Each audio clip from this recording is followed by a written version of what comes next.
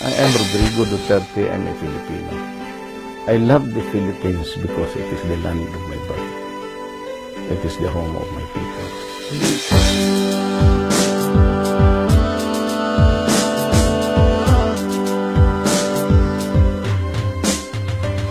Parang ibong malayang lumipad, ngunit di makalipad habang nahulipad. Kat ang daming nakahawak sa ating papa, mga hadlang kaya hindi makaangat. Ngunit may agila ang Panginoon natin na pinasugod para tapusin ang mga suliranin na dito sa lapag. Kaya lahat ay humanda sa ating paglipad. Pataas, hawak ang matawat ng Pinas. Ikaw sisilbing lakas ng bagwis namin lahat na makalipad para sa pagbabago. Duterte tayo, Duterte tayo. Dahil siya ang isinugo ng Diyos para sa atin, para isalba ang bayan na puno ng suliranin. Sige, ikapay mo na ang mga bagwis mo at ipamalas ang bagsik mo. Kaya lipad hanggang sa mabanag natin ng liwanag at sasamahan ka namin sa paglipad. Pataas, hawak ang matawag ng Pinas.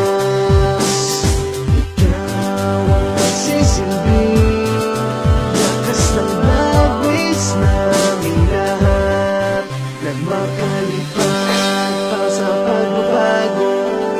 Duterte tayo, Duterte tayo. Gabay natin ang Panginoong Diyos sa ating paglalakbay.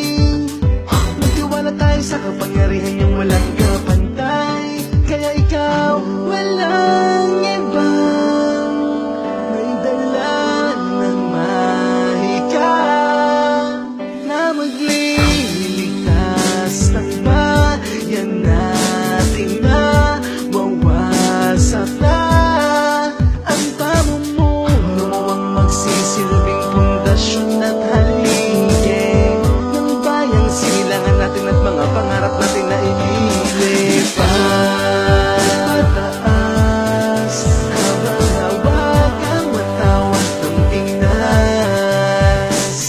Ikaw ang magsisilbing lakas ng bagwis namin lahat ng makalipad para sa pagbabago.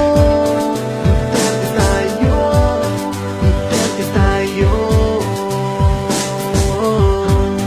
Duterte, Duterte, Duterte, Duterte. Narinig din ng Diyos sa mga panalangin natin na sana tumakbo ang taong magliligtas sa atin.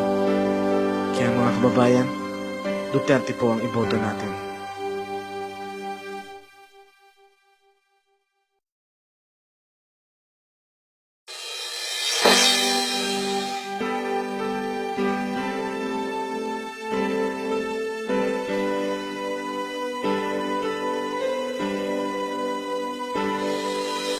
For more music and videos, search nyo lang po Mr. Rio. Kung ano-ano lang ang mga ibubuga, hindi gumamit ang papel natin sa pambura. Dahil ako ay naka-notepad, keyboard, PC, Intel Core i7 at monitor na LCD pa. Kailangan magtiwala tayo lagi sa Kanya.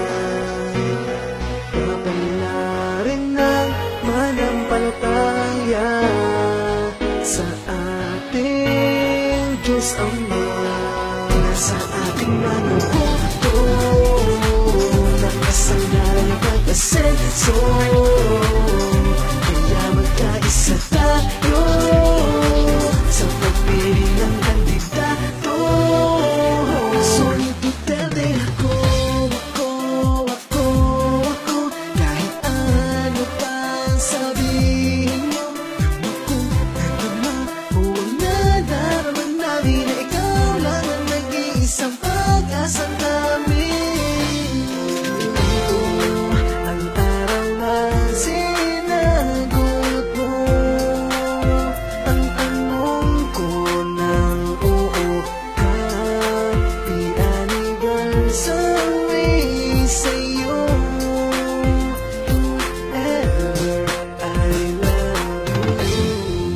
watching.